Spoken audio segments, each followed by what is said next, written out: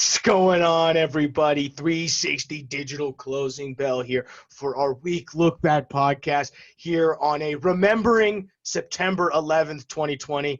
I'd be remiss to say if you know anybody, if you know anybody that's affected by 9/11, our hearts go out to you guys, just to keeping track of that. And we appreciate everybody who helped out with that. And it's definitely a day to remember. But we have a great show for you lined up today, guys. I am your humble correspondent, Michael Tanner, joined as always by the executive producer of the show, the purveyor of the show, and the director and publisher of the world's greatest website, oilandgas360.com, Stuart Turley. How you doing this morning?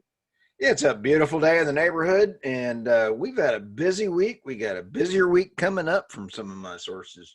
I have a busy week. We have a hall pass to give out this afternoon. So this is step one of a two-step process to get you out on the weekend. Guys, we made it to Friday, episode number 46 here on the 360 Digital Closing Bell. It's if you're listening to this, it's as I mentioned, September 11th, 2020. It's about 6:29 a.m. Oil's currently trading at 37.07. Holy smokes. At least at rebound, we saw 36. Overnight session drove that down. We were seeing $36, but now as we roll into today here, above that 37 handle, not good. We're going to cover – we got a lot to cover on the show today, Stu. We're going to cover everything that happened last week. We're also going to dive into the crude oil inventory numbers. We're going to check in a little deeper with what's going on with the oil price and then check in on the 360 non-official fund. But first, guys, the show is brought to us by the world's greatest website, oilandgas360.com, where you can find all of the news stories, anything related to energy, news, or finance. Guys, go to it, oilandgas360.com. It's no doubt the world's greatest website. You can also find this podcast there, the 360 Digital Closing Bell, where it's also available on Apple Podcast, iTunes, same thing. You can find us on Spotify, YouTube, wherever you get your podcasts. You can follow Oil and Gas 360 and this. You can follow Oil and Gas 360 on all the social media platforms, LinkedIn, Twitter, Facebook. I don't actually think we're on Instagram. We'll figure it out if we need to actually do that. Stu, you also run the Energy 360 podcast by Honorcom, which is available on all major podcast platforms. That is where you interview wild number of energy thought leaders. Who do you got coming up on that? We've got folks from even Microsoft, from their security team, because security is such a big issue. Monday, we're releasing a wonderful story from Canada. Not wonderful, but he had to shut down his family business because of oil field service. And he and I talked about the impact to his family, his employees. What an attitude. What an interview. We have Inveris, another one coming up from them, Rob, and absolutely wonderful update. We love them. And we've got several big hitters. You've got one coming up. You want to give a shout out? Yeah, I think we can announce it because we've been tossing emails back and forth. We've got president of Liberty Oilfield Services, Ron Geist, on the show. We're recording that Monday. Probably push that out Wednesday or Thursday. We don't know actually when, but we'll try to be. But we'll be recording that on Monday. I'm pumped for that, and I love playing inside baseball. I hit him up to try to do this weeks before the Schlumberger deal happened. I just wanted to sit and chat technology with him because his background in technology, I think, plays well with where I think me and Stu really see the industry going in terms of how things line up. And then all of a sudden, this Schlumberger deal falls in our lap. So it's going to be a long show. I guarantee we're over 45 minutes. We'll probably have to throw this bad boy in two parts. I'm excited for it, and I hope you guys enjoy it. Oh, he is such a class act. I've already started putting together my notes, and I was like, yeah, this is going to go 45 minutes to an hour. So I almost might just sneakily extend the invite another half hour so that when we roll over, it's always been that way. It's always been that way. Oh, well, no, I'm just excited for you because you are geared up and excited. Now, inside baseball, I'm going to have to play Mr. Producer. Holy crap. Nah, it's not that bad as long as we make sure we have your OBS settings right. But seriously, guys, the Energy 360 podcast is available Apple, iTunes, Spotify, YouTube, wherever you get your show. Check it out. All via the world's greatest website, oilandgas360.com. It's a wild week, specifically not just in the equity markets, which is if you're tapped into the equity markets, you've gone on a legitimate roller coaster. Last Thursday, Friday, and Tuesday, markets closed Monday due to Labor Day. absolute massive sell-off. About 10% of total NASDAQ value was wiped out. Huge selling when it comes into tech stocks. As we know, there was a huge run-up in buying, specifically in a lot of those big tech names. That's why I talk a lot about the NASDAQ, because that's where all of this buying is coming. Turned out, now to get into some hedge fund games, but SoftBank, which is a very large investment company out of China, bought about $5 billion of call options specifically on these tech names running up, and that really led to this huge, what a lot of people would say overinflated, indices market, specifically in that major tech space, Tesla, Facebook, all of their jets. And now we saw, 3 days you saw a pullback. Tuesday, first day out of Labor Day, was really bad. We saw every index was down about 1.75 percentage points. Crude, though, and this is why we walk by day. Crude had a terrible day on Tuesday, dropping about 6.5 percentage points. We opened up the day trading at, well, to give you an idea, on Friday we dropped from $43 down to $39.91.40. So that's where market closed. Market closed, to give you guys an idea, it closed at $39.30. Not good. So that was not good to see on Friday afternoon, rolling into a long 3-day weekend. Well, then what happened? Markets open and we continue to dance around that 39. Well, then what happened?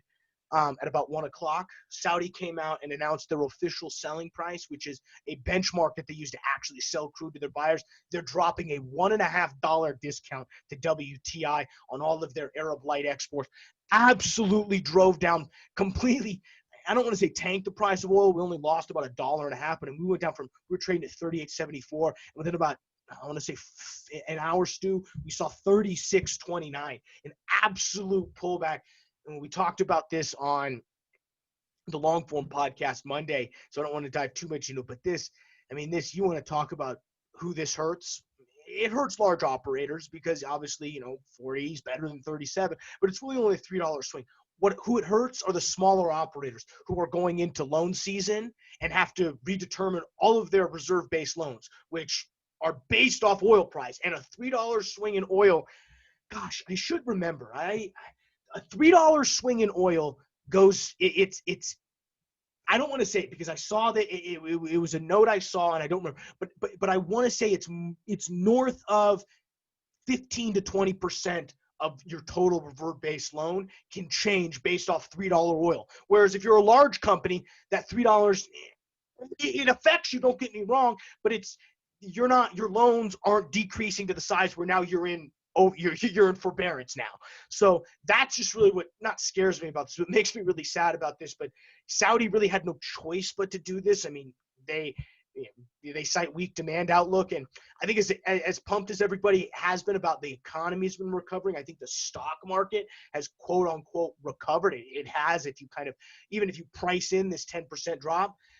The energy industry, and I think the rest of the economy that's not attached to the stock market, I don't think is doing that well. And it's clear, weak demand numbers, jobless claims continue to pour in. Labor Department dropped another 884,000 people filed for unemployment last week. Jobs reports leading up to have just been super weak. So I think while the stock market, irreverent of that 3-day chunk, what we would call the Great Depression of November of September 2020. No, I'm just kidding. The rest of the market I don't think is doing it. Specifically, the energy business has not recovered to the levels which would have been nice to see. But the energy business goes as crude oil price goes. So as long as crude oil price stays this low, we're going to continue to talk about this. And another big thing that kind of happened over the weekend that we chatted about a lot on Monday was the blackouts that are going on in California. And we dove into that heavily on the show. And Stu, you're just shaking your head. So I'm going to let you pop in on this one. Is there any updates with what's going on out there? Are they still rolling through? Walk us through that. Because this Tuesday was because kind of over the weekend is when they got all the heat. That was when the mayor, I don't know who was it the mayor of Sacramento or somebody came out and a politician came out and tweeted, 3 o'clock, turn your lights off, turn it all down. Yeah. Wild. It's PG&E, and there's a couple things. Wildfires are just wiping them out. Now, why are wildfires happening? It's because of the Sierra climate change. Pardon? Oh, no. Climate change? Uh, Just kidding. we'll leave that one alone for another discussion. But Give me a hard time. and it's the Sierra Club, it's the environmentalists that are wrong on taking care of the forests. Well-managed forests don't have forest fires, period. They can control them. If you leave them alone, fires are a normal occurrence in nature and they wipe everything out and then it restarts. Well, guess what? People live in the area where it wipes them out.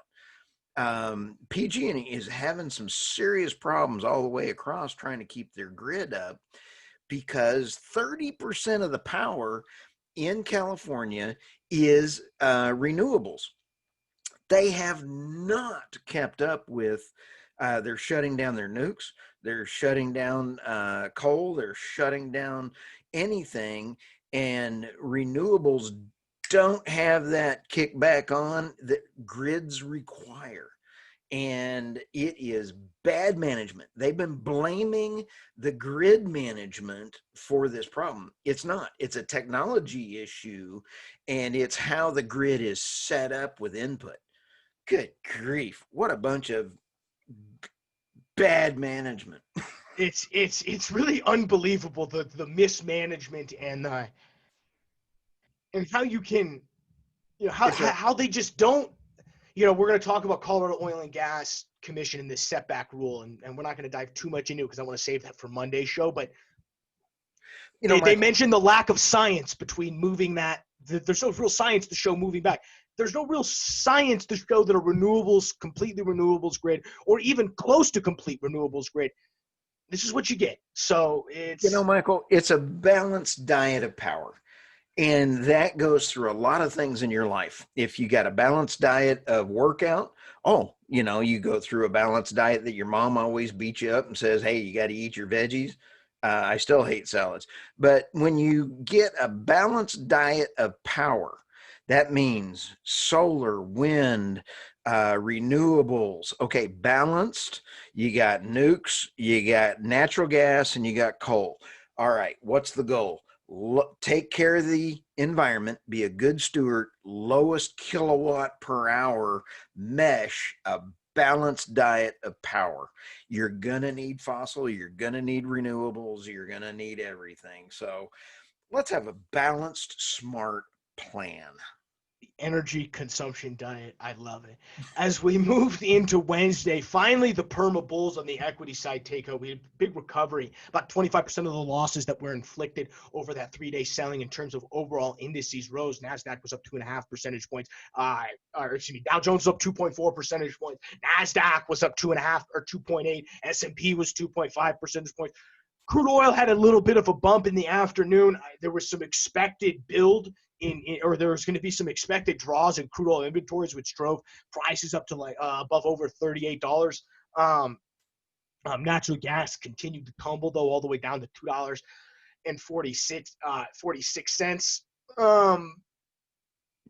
When we look at some of the big things that happened that day, we'll kind of take them in reverse order. Zavaro Energy wins AREX asset 363 exchange. So if you guys don't follow, Approach Resources filed for 363 chapter 11 bankruptcy with a 363 exchange, which means they're selling all their assets, goes to the highest bidder. Zavaro Energy actually lost out on another 363 exchange 2 months ago. Finally gets in on $115 million. We'll see what happens there.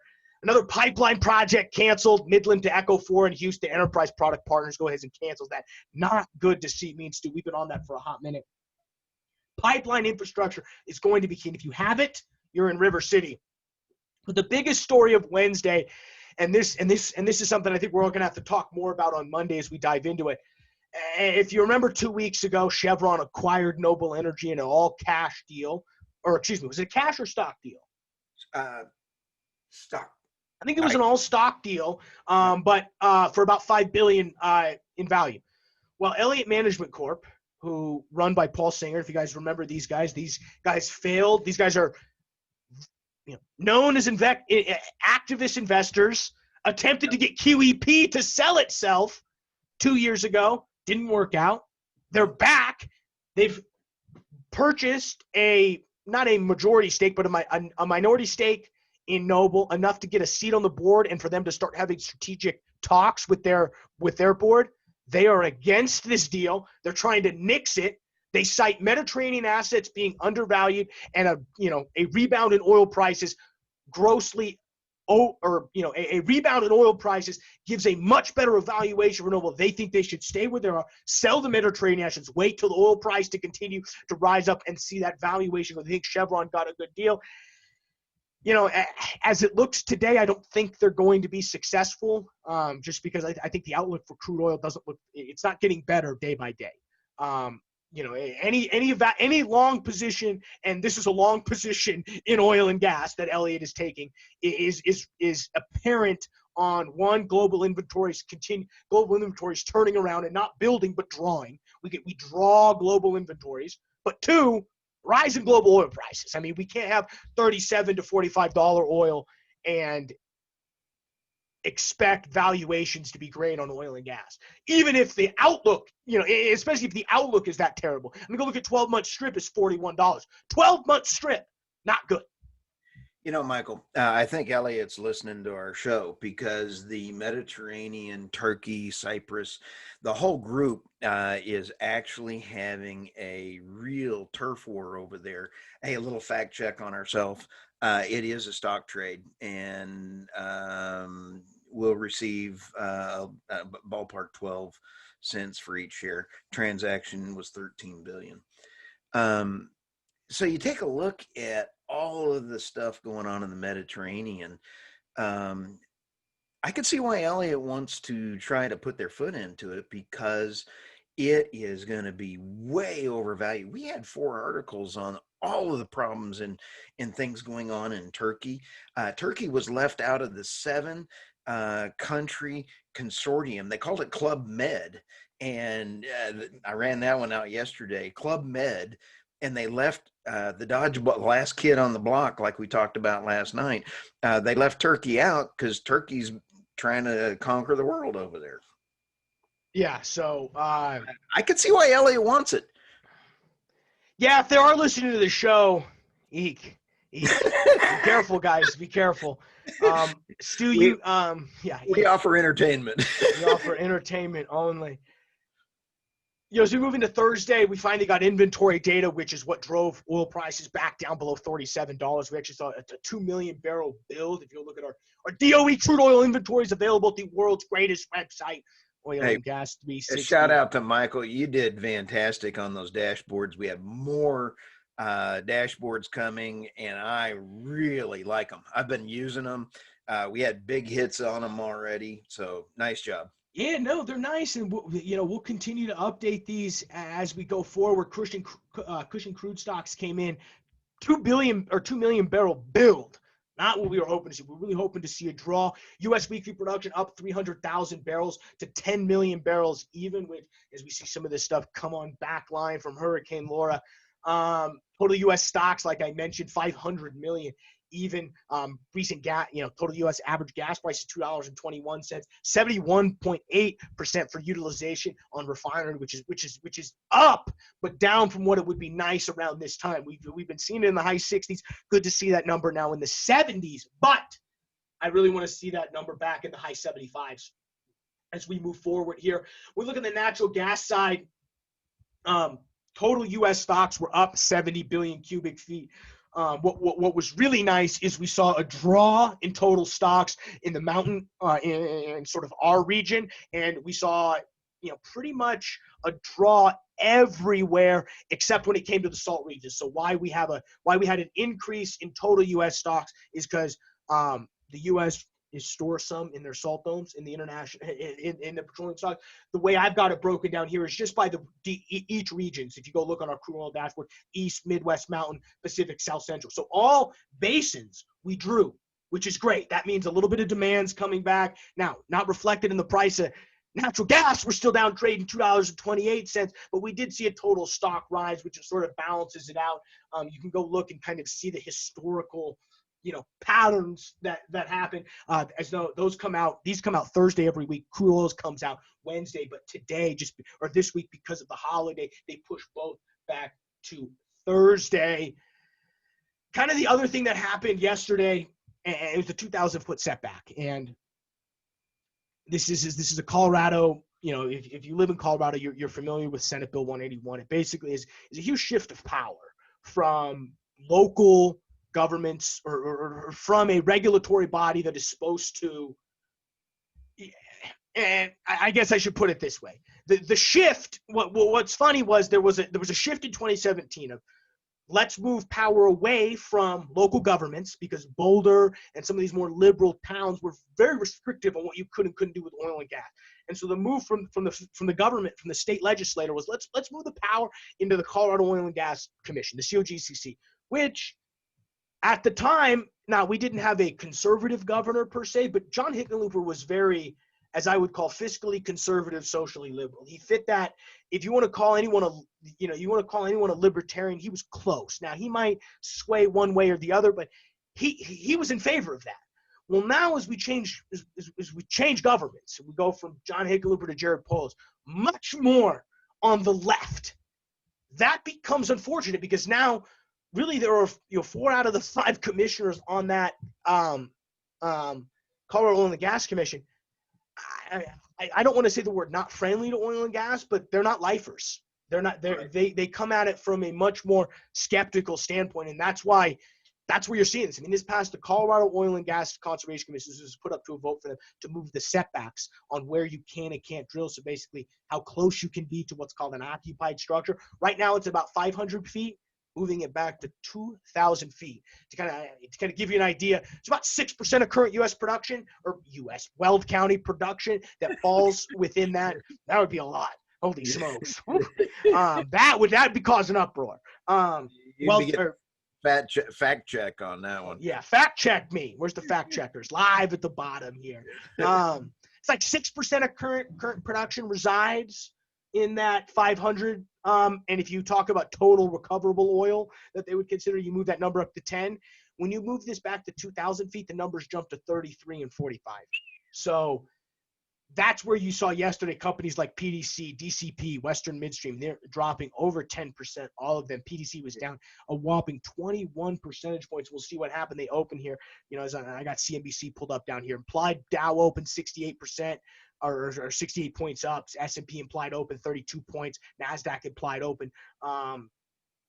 Michael, so that's going to be really good. So we're going to see an uptick in the markets today. So it'll be interesting to see how this gets priced in, and if we see PDC and some of these companies continue to fall, while maybe at the open we might see a slight rise in these indices. What's up, Stu? On our show we use crayons and napkins. You did all of our math and analysis with crayons and on napkins. Yes, and so I think your crayon was going nutty yesterday. And how much in market cap did you calculate? It's like 420 million of market cap off one vote. Yeah. So how many feet per market cap dollar? I'm kidding. I mean that it's no, I know it's a lot. We could do the math. It's a lot. It's in the 10 millions per foot. I saw some analysis that said that this is a. I read some analysis that to talk about the other side of this, that said that this is a mostly there's no real no one was drilling, even though there was oil close to those structures. Nobody was actually putting rigs there, and that's really what the point is. So I think people are saying this is more of a symbolic vote. Oh, we're becoming because it's really about rigs. This isn't about this is about where the wellhead is. This is not. You can have a lateral underneath somebody. That's fine. That's not what they're talking about. It's where's the wellhead. And I think that can be, I saw arguments from both sides saying we can work around that. And this is more of to play not devil's advocate, but I always like to look at both sides. While it could just be symbolic, I just don't like sometimes being symbolic is annoying, but hey, sometimes you got to do. Well, let me throw this at you. From a environmental standpoint, and I'm asking the question, maybe some of our listeners can chunk this back at us, but if you do just standard well, it uses less fracking. So if everybody's all grumpy about fracking, you're going to use less horizontal lines, less fracking fluid, less of everything that drives people nuts. So you go back 2,000 feet, you're going to drive the cost up per well, per drill, and then you're going to increase the fracking fluid. So, they're going to be affecting things negatively as far as that. Now, the tax revenue. Hello, McFly. Yeah, They no, need. it's. Don't get They me started. okay. Sorry. Don't get me started about the tax revenue. I think we're gonna have to dive into this more on Monday's show because I think Okay. there's a lot to dive into. Yeah. Sorry. We need to. I'm going to see about how much that is from our listeners. I'm sure I'm going to get some emails on that. No, we're gonna need to. We're gonna need to get into that. We also joked about giant 2-1 discovery, but that's on the news. I think it's a good time now. What happened this week? That's a good. I mean, and that kind of brings us up to September 11th as we sit here at 6:54 Mountain Standard Time. That's U.S. shit. Anything on the international side? I know I teased the Saudi stuff on Tuesday, but that was why oil price tanked. There's no other way around it. So what happened this week in the international news desk? Well, the Saudi thing with the big pricing was really, really big, and we need to go into this a little bit later. But they're trying. You want my personal opinion? Conspiracy theory. I think they're trying to take out the U.S. I think there's a little bit of their decision making is selfish, and I think some of it is to take out the U.S. Energy independence. Personal opinion, have nothing to do on that. People have said that, but BP. Let's touch on BP for a sec. When they talked about that announcement, you and I had been covering BP's move to green months ago. And what BP is trying to do is cut down their oil production around the world, except in, I believe, Guyana, because it's the cheapest to produce. But the amount of project money that they're putting into is renewables. They're morphing into a renewable. And on the chart that you found, on the low end, I believe it was BP and Exxon were the least profitable, and then barely made some profit on Exxon, and BP did not do. Chevron did very well in the middle on this, and that was because they had less um, renewables. So Chevron actually was very well balanced through the price of oil. And then you had Exxon and BP. How do you like my crayon? And I love it. You got to get. I need more waves. I need more hand signals. For our podcast, podcast listeners, they have to see my hands doing the charting. Yeah. Okay. So when you take a look at that BP, it was huge. I mean, it was a huge article. And so on the international news desk, you and I just had a real chuckle yesterday with Turkey. Those two articles were just absolutely hilarious. Their new field that they called was Tuna One. What a minute. Wouldn't you like somebody email? How did they come up with these names? Or do they just let people in the company pick the names of the wells? I've always wondered that. I don't know, but Tuna One? Giant Tuna One. And this is coming on the heels of Turkey's announcement that they're going to go into Libya and be the EMP company for them, basically. And then Turkey has we just mentioned they're not a player in the Club Med, but Turkey also had a very big discovery 3 weeks ago, I believe, in the Black Sea. So Turkey is an all non-stop energy provider and energy independence. And the entire Middle East is going to energy independence. They're trying to get away from anybody. Why isn't the U.S. trying to focus on energy independence? And I'm going to throw out one thing. You and I have had the NOPAC, North American oil producers. Let's trade with Mexico. Let's beef up Canada. Let's beef up our stuff. Let's not have other people determine our fate. Yep. Sorry, there's my rant. You're right. I have nothing bad to say about that. It is funny that I think, who's in, and this is something that one of my favorite people Tisha Schuler always talks about is who's in the, and she comes at this from a renewable standpoint, but she comes at it from a, hey, we need to, be a little bit, but her philosophy was always been, if there's anybody who's in the best position to take over and really dominate the renewable space and do it right and do it profitably, it's oil and gas. And so I think what you're seeing with this offshore wind project is just that. Yep, they're morphing it into project. Big oil companies have wonderful project management systems. They've been doing it for years. You don't put in these offshore rigs, you don't put in these gigantic deals and these huge things without project management. And you take a look at some of the solar new companies, they don't have the expertise in project management, from all the way from sourcing the product all the way out to the thing. It is not something that's easy. And working with some of the big oil companies in the past, they got project management, and that's how you save money. That's how you roll these things out. Wind farms and floating solar panels and floating solar things, none of that's easy. You got to have engineers, you got to have products, you got to source it, and some of the newer companies don't necessarily have all that. Floating offshore solar panels, I can't wait to see that. It's pretty interesting. I've seen some stuff on tidal wave generation where you basically have these motors that ebb and flow with the tides. You go to places that have really violent tides. It's interesting. I don't know if it's sustainable or not. I personally like it. Now, some of the ones that have the paddle arms, and if you're a podcast listener, both my arms are out and I'm going up and down like a paddle. Oh, you just took his shirt off. Whoa, Stu! Just kidding. And I do not have a Speedo on.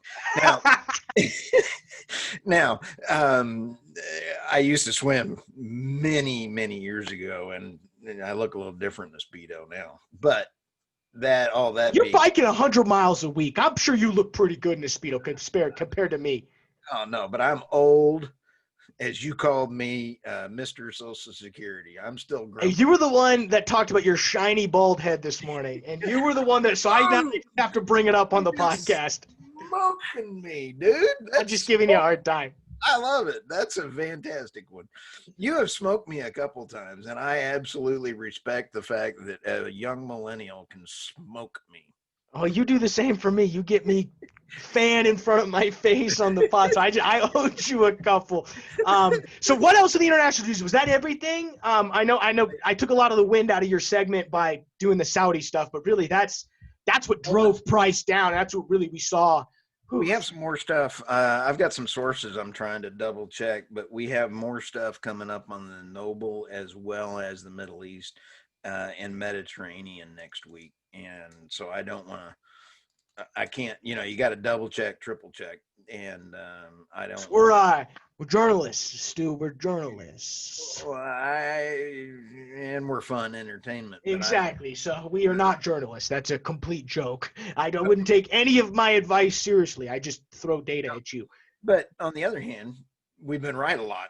So I wouldn't take my advice. And with that, we're going to go ahead and move in to the oil price structure for the week. Guys, as always, this is sponsored by Sandstone Capital Group. These guys do insanely good research. Check them out, sandstonecg.com. Call them 949-561-1818. From a price action standpoint, guys, it was just selling levels after selling levels after selling levels after selling levels. Point of controls dropped from 41 even, 40, we saw 41 even, 40. Next day came in at 38. We really horrible. We saw two levels get broken. Right now, when we look at our levels, I see two levels. I think a bottom's 35, 35. I think if we get below that number, I think people are going to really start to panic quickly because there's a big sack of volume between 35 and 30 that really happened. Now, we got to go back to when we started this podcast. So I think that's the floor. I think that's what's really going to freak people out if we see things run. If we talk about what's happened since September 1st, our point of control is 37, 33. So, I mean, we're trading a little bit below. It might be some value here, but really I'd like to get it to that 36.82 level if you're looking at getting any longs in, specifically on the day trade side. I like 37.81 as an exit point, especially if you're in at that 36 level, 36.50 level. Give yourself, that's a good dollar. That's over $1 profit right there, boy. That's $1,000. It's like 12. It's like $1,100 in your pocket. Don't get greedy, people. Sometimes just bagging $1 is the best thing you can do. Trust me. I should have done that multiple times. There's a slick patch that runs from 37.81, 38.72. I like 39.15, but that's really just kind of where it fell off the table. Anything on the upside, 39.73, 40.17. I mean, these are the levels we had. Really, we're never going to touch them. I think our cap is 38.72. I wouldn't necessarily see oil price, plopping above that. Excuse me, but you never know.